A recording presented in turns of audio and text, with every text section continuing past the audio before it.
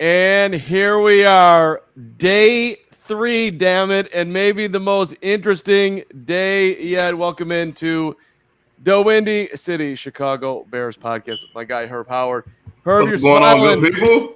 people? Where in the world is Tevin Jenkins? What happened to our guy that, if you read Herb's stuff at It's the Bigs, which you should be doing, which I did this morning, and then I got to yell at Herb at practice today because I don't think you said on the pod yesterday that you thought that the Bears were going to cut Tevin Jenkins, but it was in your piece at It's the Bigs, and I'm like, and then 5 minutes later, dude's not showing up for practice, and I don't know. People are speculating that it could be over for Tevin in Chicago. Listen, it was very interesting. So I was going through, just my work yesterday, and we went to practice. We did the Windy. I started writing a column. I had scheduled to appear on another podcast. I appeared on the podcast, and it came up. And while we were talking, I was like, "Yo, I think he's in danger of not making the roster." Right? And we were talking about, Riley Reef and Schofield and Braxton Jones and Larry Borum, and I was like, who's the odd man out? It's like Tevin Jenkins seems to me at this point as the odd man out. Now, could that change over the next 30, 40 days? Absolutely it could. But if I had to guess right now, he's the odd man out. You talk about an NFL roster and you take 8 guys, offensive linemen, right, onto the active roster. You talk about game day, 5 starters, a swing tackle that can play left and right, an interior lineman, and maybe you'll address a third. If Tevin Jenkins is not the swing tackle, and we've got Borum, Reef, and Jones in front of him, so he's not the swing tackle. Coach Eberflus told us he's probably not going to play inside, so he's not the interior guy either. That's most likely going to be Sam Mustipher if we were talking about it right now. If Schofield's going to start at right guard, Sam Mustipher has positional flexibility at center at guard. He's the other guy. Your man is out. He's out. And so all I said was I think he's in danger of not making this team. And Twitter went ape. Like Twitter went like, it was like, yo, what do you mean? He's yada yada. And I don't know where people got this emotional connection to Tevin Jenkins from. He hasn't played that many games as a Bear. I understand the optimism or the expectation, and you think he's going to be this, you think he's going to be that, and that's fine. I thought he would be a 10-year tackle too. That's fine. All I'm saying, and I'm not saying he's not, right? I'm not saying he's a bad football player. I'm not saying he's a bad person. I'm not saying anything about him. The only thing I'm doing is looking at the tea leaves, right? I'm reading the signs from this regime since they got here, and since they've gotten here, they have not shown one single sign that says, we like Tevin Jenkins. Ryan Poles didn't draft him. Eberflus didn't coach him. That's not my guy. I don't care, right? I don't care that he's a second-round pick. I don't care that you thought he would be a tackle for the Bears for 10 years. He's not my guy. And so all I know is in the spring, they put a 5th-round pick from Southern Utah in front of him, right? And then right before training camp, they brought in a 10-year veteran starter, pushing him further down the depth chart. All I'm doing is reading the signs, and the signs tell me that this dude is in danger of not making the team, and people went crazy. Yeah, no, I think it's pretty obvious right now. Moose, good to see you, buddy. Apparently Flus said he was sick on ESPN 1000. I'm sure he is sick. I buy that. Tevin Jenkins isn't going AWOL, and the Bears aren't telling him to stay home. So I'm sure there was a legit reason. But what's more interesting is everything that Herb just laid out. Here's a guy that Ryan Pace loved, and we all know Ryan Pace's success rate with higher draft picks, starting with Mitchell Trubisky, obviously at the top of the list. Get your Trubisky jerseys. I didn't see them out there today, actually. I missed that. I didn't. I looked too. Okay. I actually just realized right now that I wasn't looking, but like what I did see was there was a Ditka jersey, there was a bunch of Justin Fields, and there was a Sweetness jersey was up. But I'm sure he was sick. But the reality is what you're laying out here. Look. Back in March, and Jason Leeser, shout out Jason Leeser, who I think I weirded him out today when I told him we were shouting him out on the podcast yesterday. He didn't understand what I was talking about. But he's got a great piece out at the Sun-Times just laying it all out, and it's a good point. He writes that the first sign of trouble, and it certainly stood out at the time, Poles gave an intentionally vague response back in March about it being, quote, too early to ascertain anything regarding Jenkins playing left or right tackle. And then he writes, a much louder alarm went off in the spring when 5th-round pick Braxton Jones, fresh out of Southern Utah, got left tackle reps ahead of Jenkins, which is everything you just said. So listen, they have not shown any liking for Tevin Jenkins. Shout out the late Ricky Birdsong, one of my favorite people in this town that never gets mentioned, who used to coach Northwestern basketball. And when he got there was a NU hoop player whose name was Dion Lee.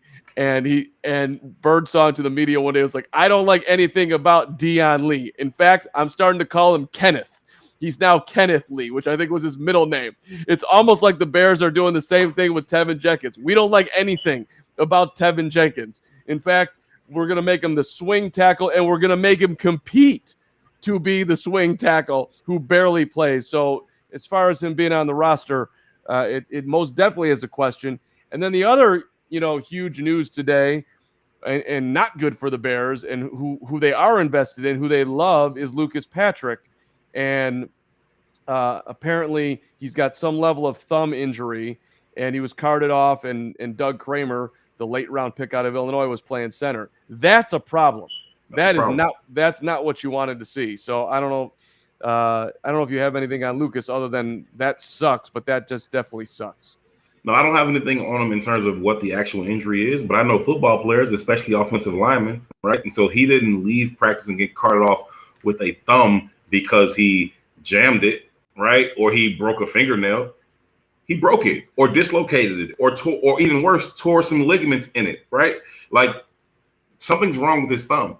And I don't know if it's right hand, left hand, if it's a snapping hand, whatever it is. But if he left practice with a thumb injury, an offensive lineman in the National Football League left practice with a thumb injury, it's significant. He's going to miss time, right? He's going to miss time while they are learning an offense. He knows the offense. He came from Green Bay. He knows it. But in terms of gelling with the rest of his teammates, gelling with Justin Fields most specifically, getting used to working next to Whitehair and maybe Sam Mustipher or Michael Schofield, it's going to cost them some time until the regular season. And then you come back in and he can go. That's going to cost the Bears dearly. You don't want the first time your starting five is playing together shows up. I do not know the injury that he sustained. I just know football players, especially at the NFL level and especially offensive linemen, if he left practice because of a thumb, he didn't jam it. He broke it, dislocated it, or tore something in it, and it's gonna cost him some time. Yep. Listen, broken thumb off the top of my head, worst case scenario, that's 2 months. 6 to 8 weeks, probably more likely. So you're probably past San Francisco. You're maybe looking at week 3, week 4, which sucks. Not the end of the world, like it is, and maybe he plays with a whole cast on that thing. But if it's on his right hand, or his right hand, he can't snap. He can't snap the ball. Can you snap left hand? It's not going to work. That's just not going to be. So that. So what do you? I would imagine they move Sam Mustipher back over, plug in Schofield. Right, you move Sam back to center, you plug in Schofield, and you go from there. But that's not ideal either. It's a bad situation to see today. I mean, shout out Hampton OB and specifically Ed Obradovich, who I do the Bears show on WGN with. He was screaming for years. Mustipher is not a center. He gets his ass kicked. He is not physical enough to play there.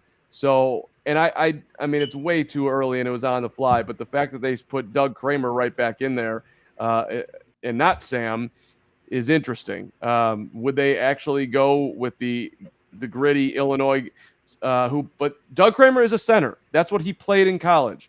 Can Ryan Poles be good enough to hit on a late round pick and Kramer to make him the Bears center? That's with Justin Fields as your quarterback. That's asking a whole lot. So this is, I mean, listen, yesterday, one of the first full day of practice, the Bears brought up Lucas Partrick and Justin Fields to sit together and talk to the media.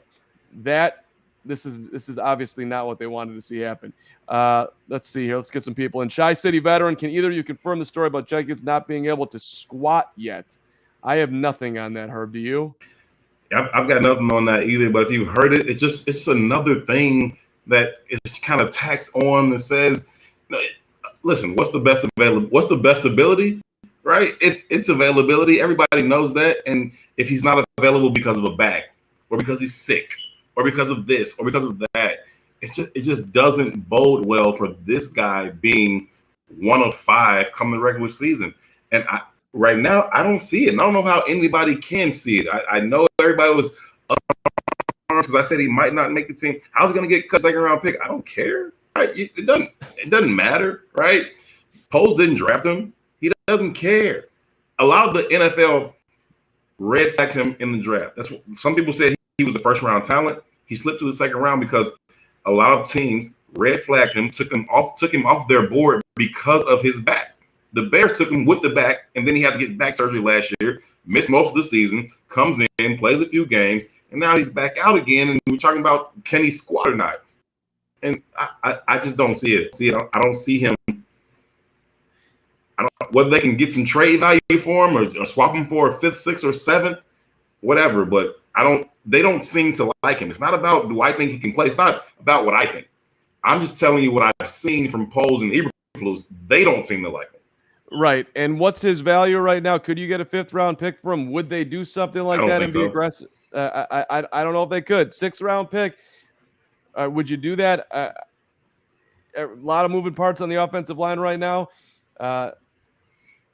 The chances are of his value going up over time is very little. So do you just, sunk cost, let's take what we can get right now. Maybe they will do that. Young Drizzy, we apologize that you're having those Mustapher nightmares already. We feel you, Young Drizzy. Good to see you.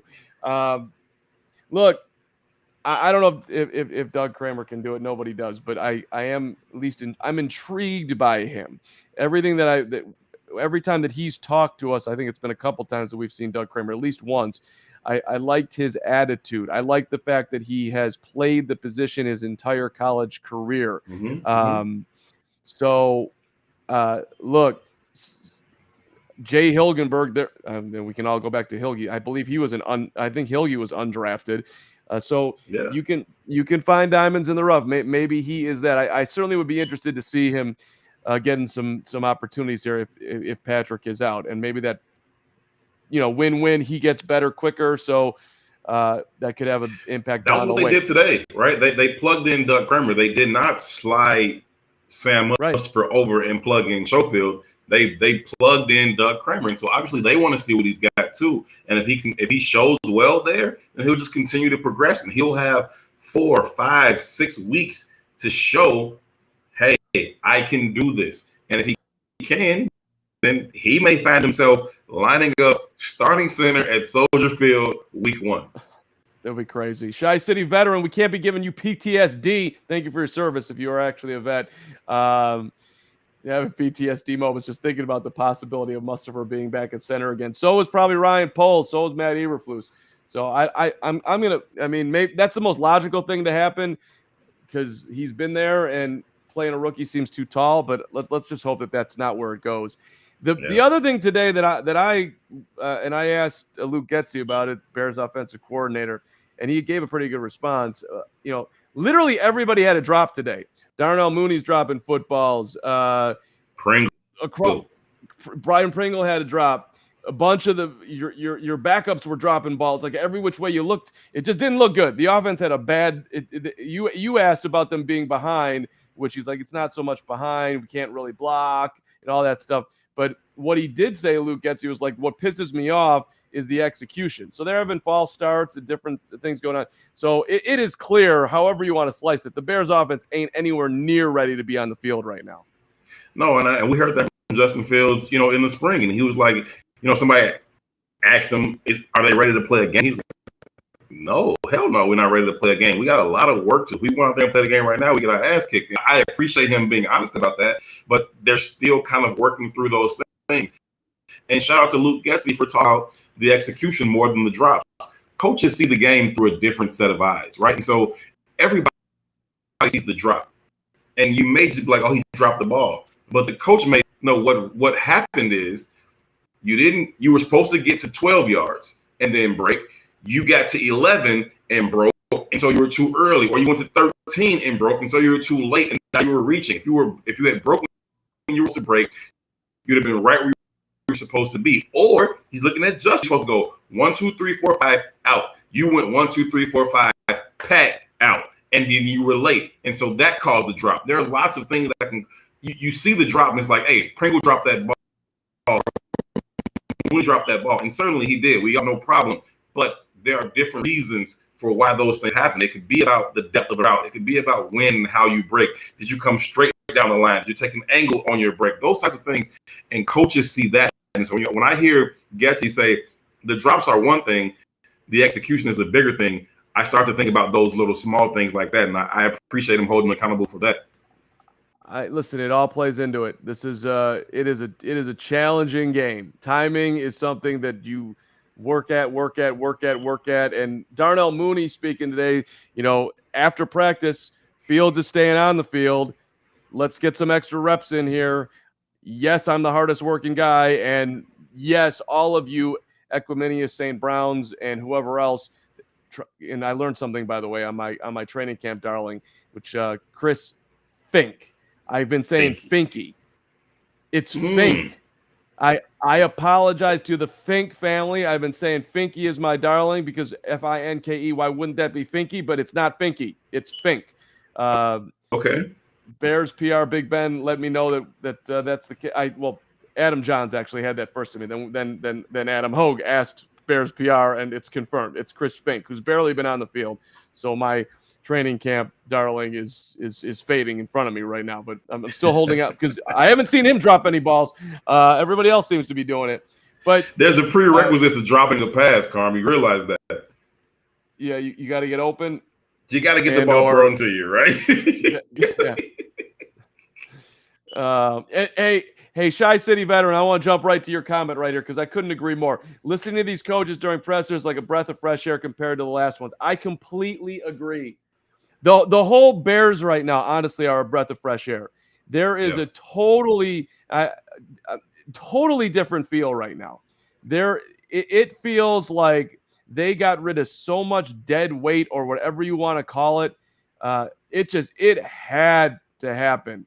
And whatever diarrhea of the mouth or just whatever was coming from Matt Nagy, to not be hearing that right now is truly refreshing.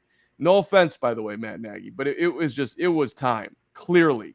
It was definitely time. We never heard Matt Nagy say, we had a bad practice today. We didn't look good out today. Every single time we talked to him, they had just come off of the greatest practice known to football. And it's like, always? And at some point, you just come to, who think you're talking to? You think we've never been around a football team anywhere? That's just not the nature of the game. You're going to have bad practices. You're going to have rough days where you kind of look sloppy or you don't look quite as sharp. And every time we talked to him, it was, we had a great day out there.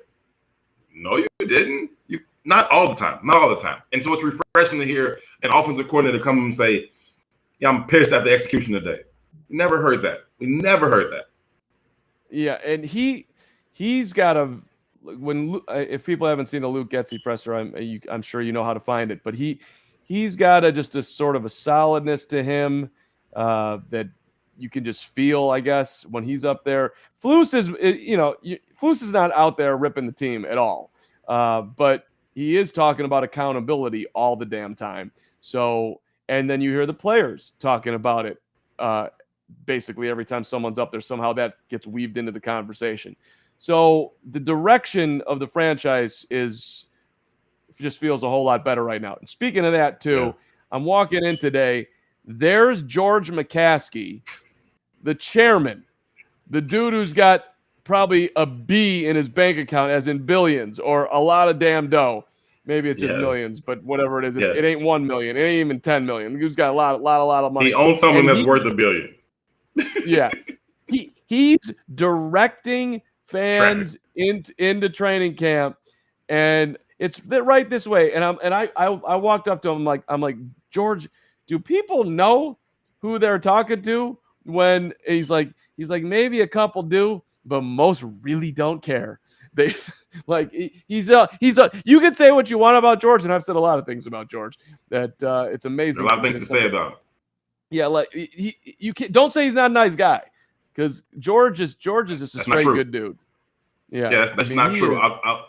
Today I was walking over to fields 3 and 4, and if you're not familiar with Hallis Hall, fields 3 and 4 are about 2 or 3 city blocks away from the actual buildings, right? The office building where the locker room and everything are, where the media room is.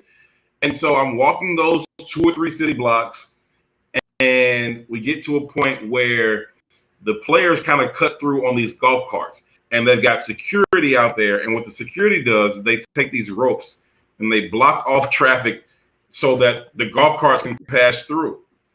And while they're doing that, Brad Biggs is standing at the front waiting. And Brad Biggs is, surly, and he's like just waiting, like, when can we go through? I'm like, so I'm messing with him. I said, Brad, you don't got the right of way around here. You can't just cut. Like, no, man. And George is standing right there, right? So I'm messing with Brad. George grabs my arm and he just says, hey, move out, come over here, step over here, because there's another cart coming from behind me, and George doesn't want me to get hit.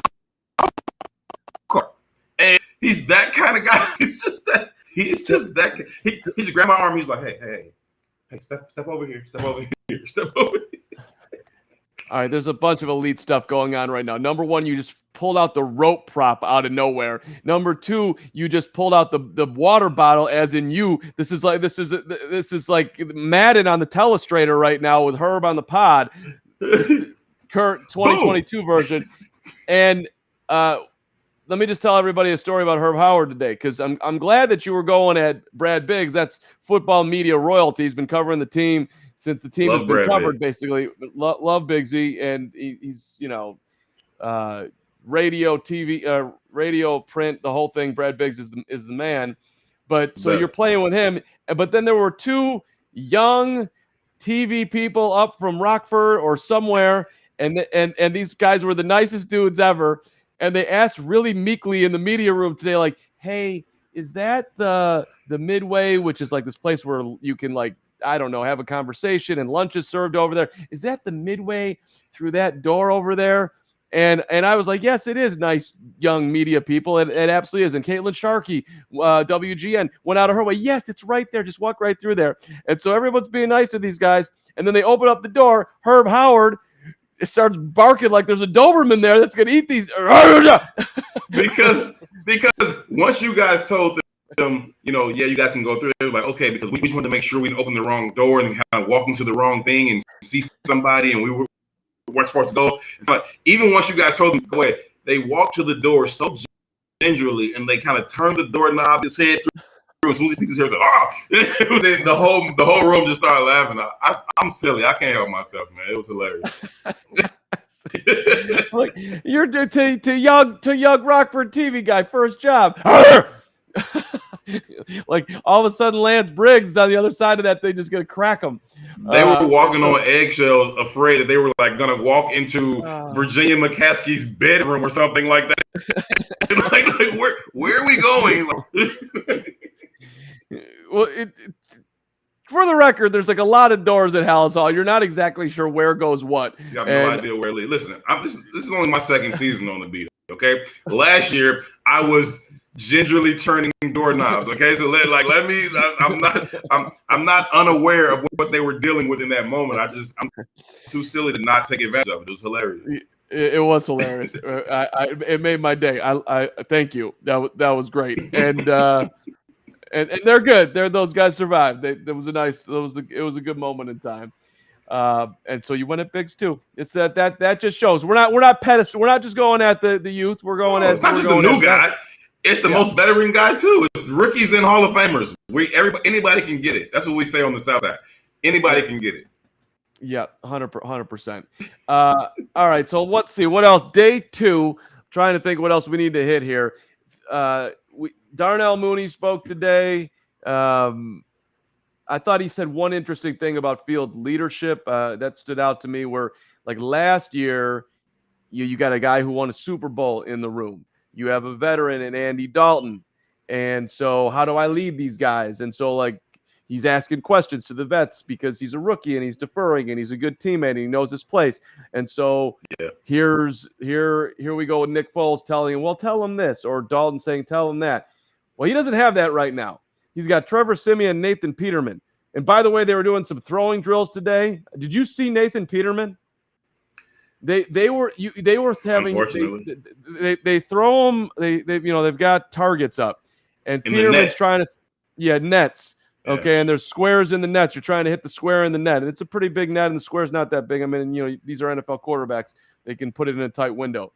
Nathan Peterman, he is throwing a wounded duck 40 yards down the field that's landing, wide right, wide left, short, and I'm sitting there like, can anybody give Colin Kaepernick a call here? I mean, this is the best dude.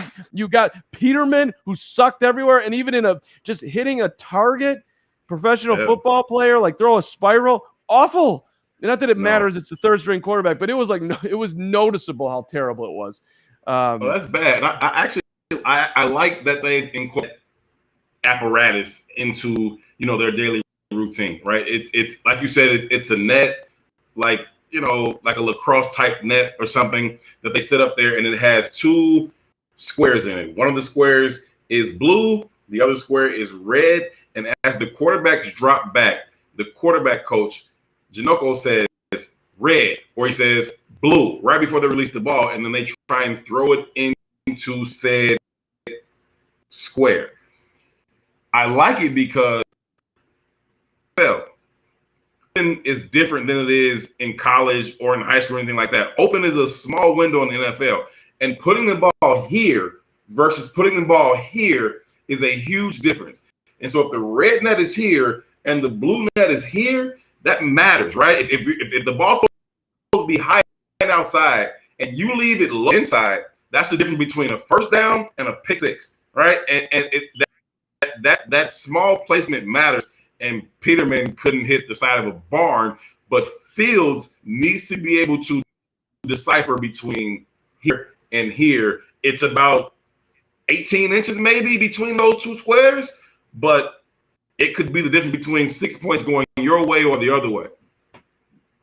And Fields' throws look the best, not surprisingly, but he also is not exactly on the money every time either. But that spiral is tight, and there's some juice behind it, and he's good. He's better because today they had net set up, say 20 yards down the field, net set up 40 yards down the field. Not a huge surprise that he's more accurate on the 20-yard, but it's noticeable on the 20. He's pretty good. Bang, bang, bang. Whereas the 40, it's I don't know, 1 out of 3, 1 out of 4. It feels like that he's right there. He's around it, but some of them landed shorter than that today. And I don't want to put the guy too much under the microscope on throws to a net, but this is what we're doing. And tis the season. This is the part of the season where we overanalyze, overemphasize minimally important activities, some of which are done by players that won't be on this team, whether they're named Tevin Jenkins or not, right? But this is what we do as Bears fans, as Bears reporters. This is what we do this season, to overanalyze every single throw.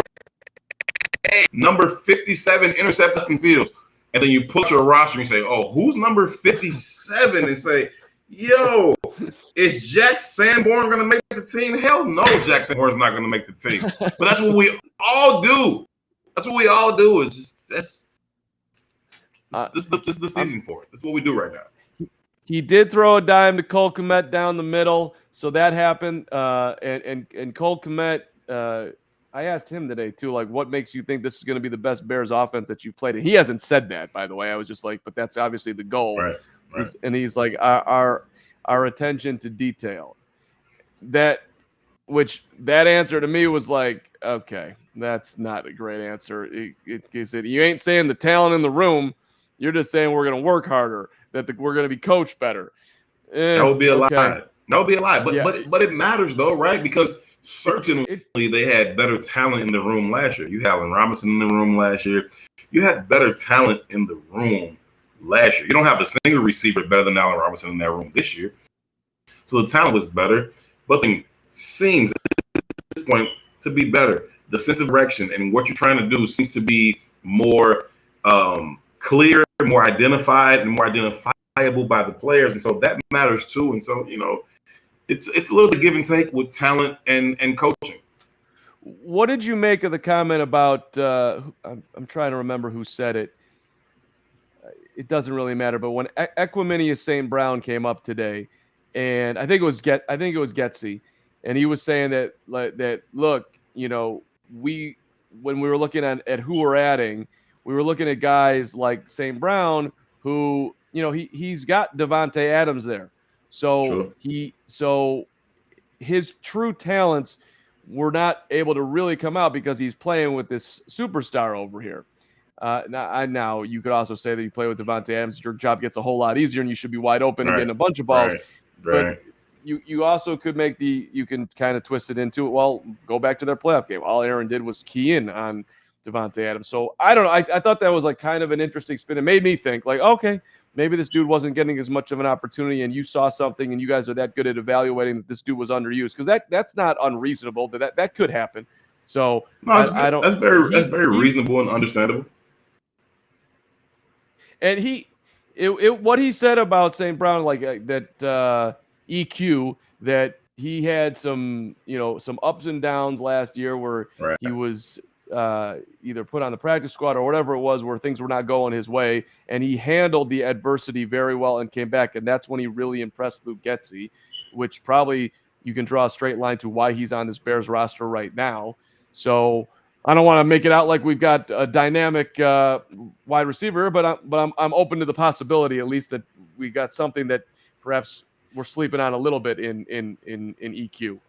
Those are the two things that intrigue me the most about EQ and about Pringle, right? The fact that they both came from the place where the GM and the offensive coordinator were. Right? I think that matters. You didn't have to bring those guys here.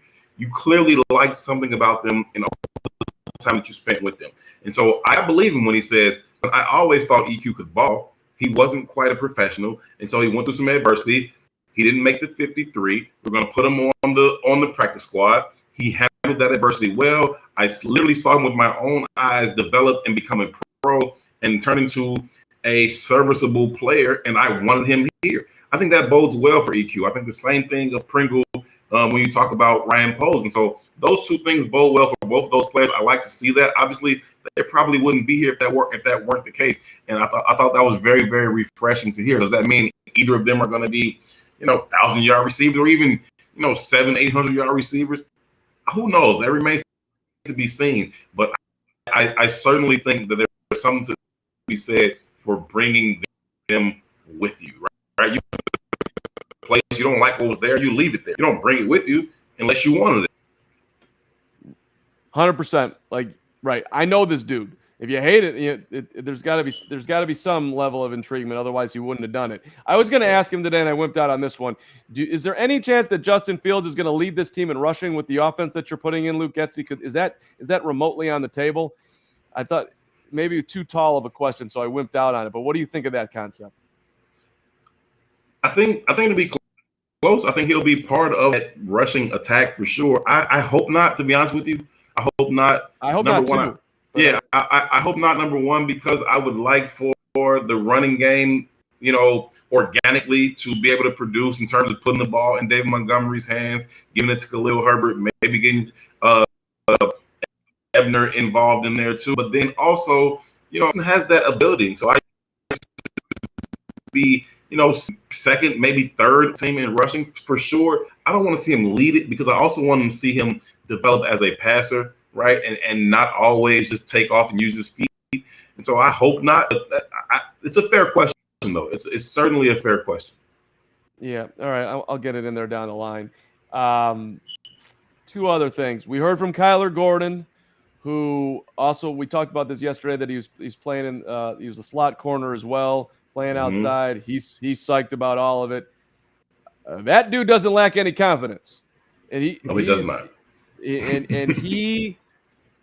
I found him very likable. I found him grounded.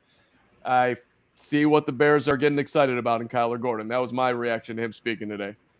Yeah, and we talked to Bojack Eddie Jackson right before that, and Eddie Jackson was saying, listen, this dude is a freakish athlete. You see the plays that he's able to make, and sometimes it's jaw-dropping, even for a veteran player like Eddie, who's seen everything. He's played Alabama. He's been an all-pro player himself. He's made jaw-dropping plays on his own. And for him to say this rookie comes in here and has him in awe of some of the things that he can do athletically, that tells me a lot about him. But also the fact that we talked to Alan Williams, the defensive coordinator in the spring, and like we were saying, he said clearly, no, we are not going to cross-train him.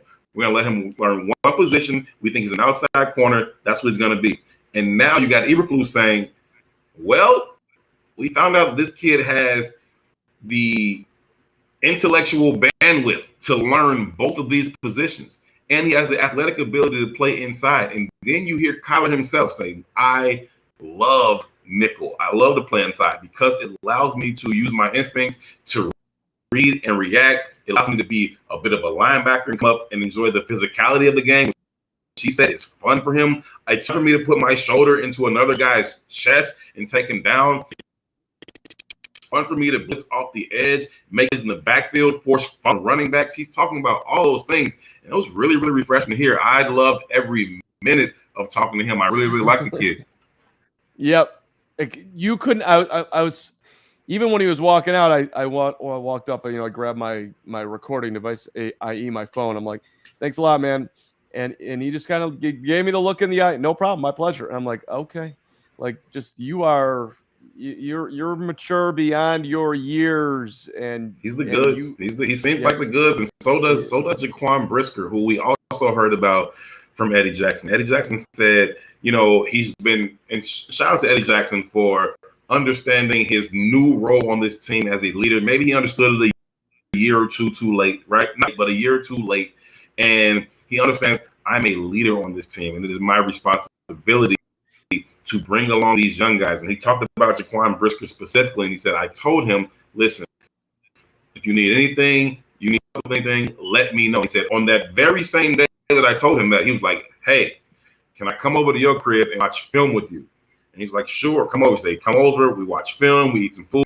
He's done it several times now. And so those two kids get it, right? They understand it. They want to be great. I asked Kyler, do they ever have conversations about what they could be as rookies in terms of all rookie team or rookie defensive player of the year? It's like, we talk about it a little bit, and it's absolutely reality. We could certainly do it. And they understand it, and they're taking it serious. And I'm expecting big things from both of them.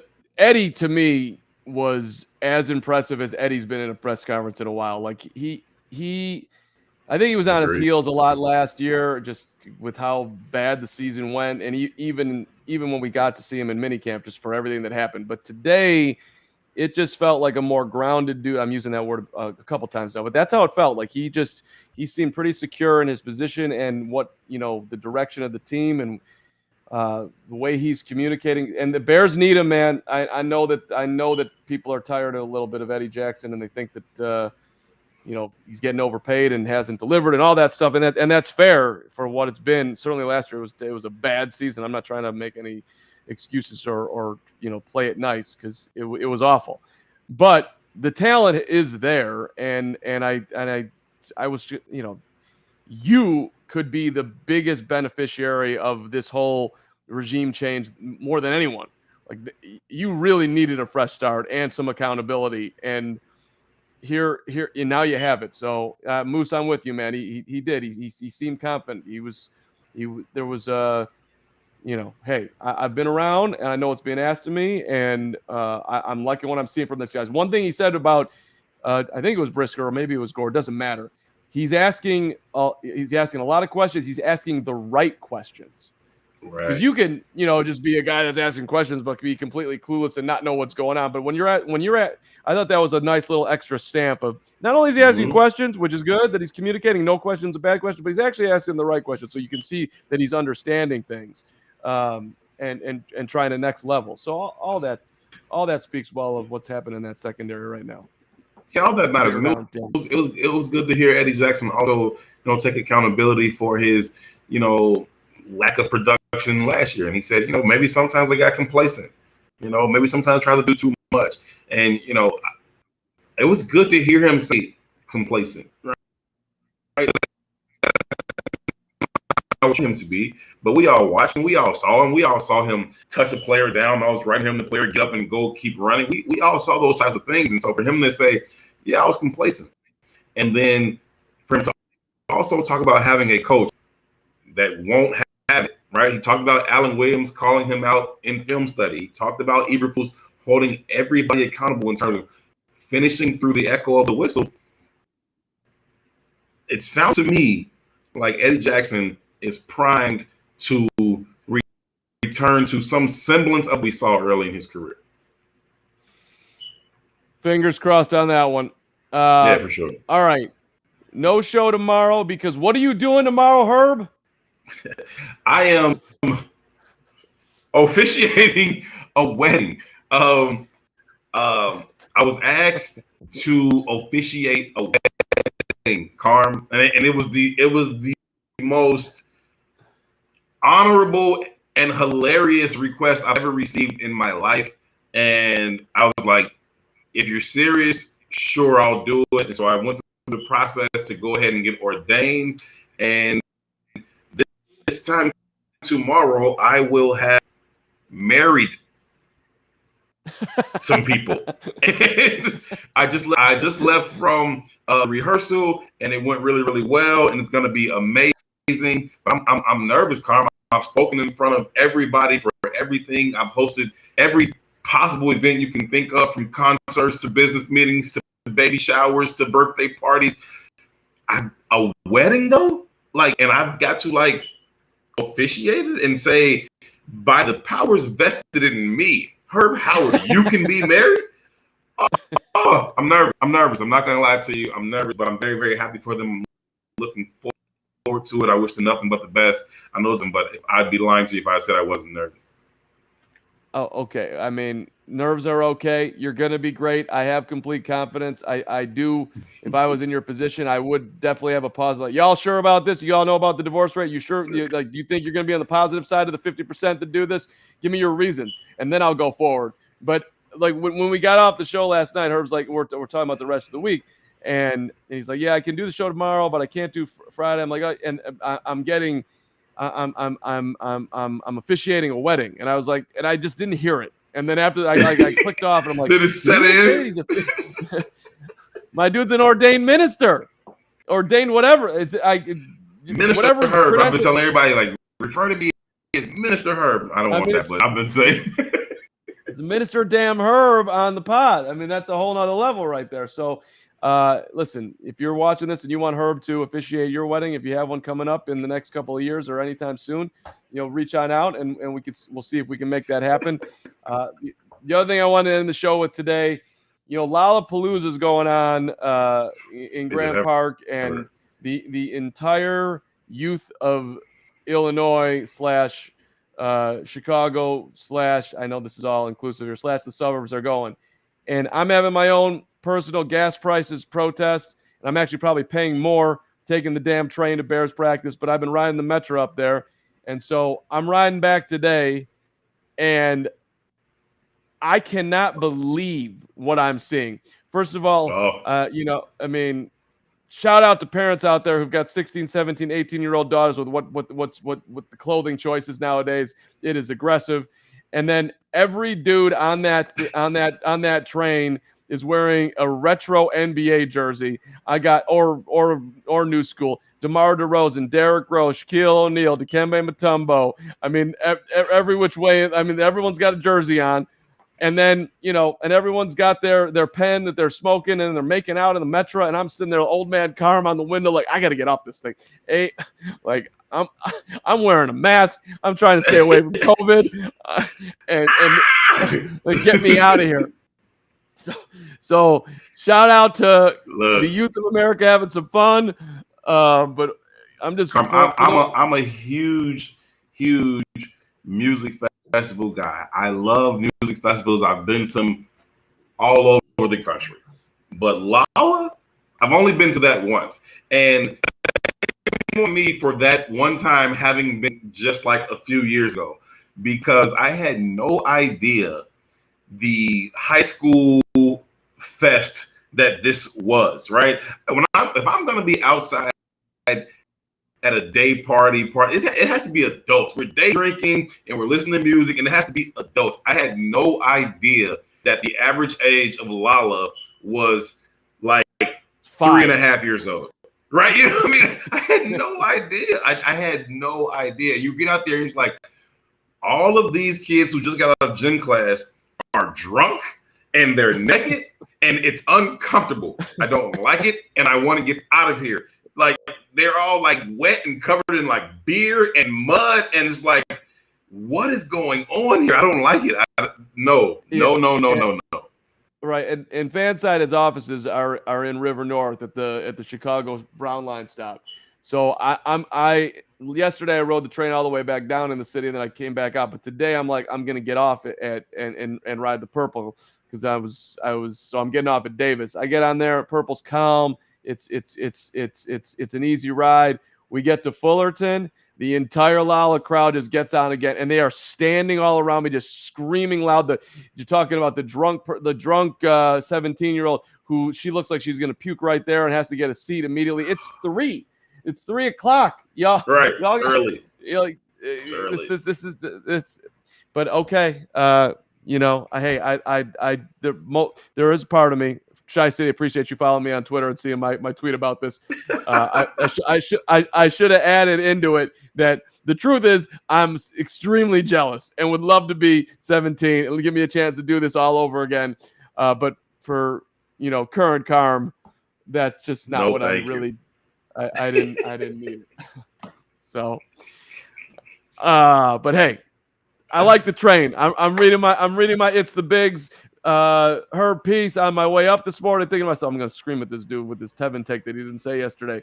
And I loved reading it, man. It was you definitely did. You definitely did. Listen, as soon as I saw Carm, right, I was walking to the field, and he was coming into the media room, and he's like, "Yo, you held out on me on the Tevin take." I was like, "Oh, my bad." Like, I didn't really it didn't come together like that. He's like, "Whatever."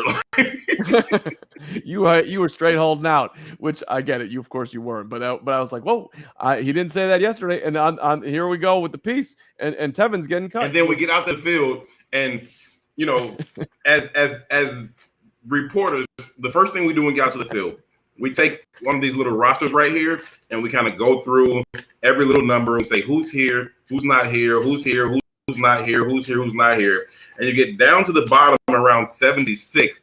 And nobody can find 76, Tevin Jenkins. And I was like, okay, maybe I'm just missing them.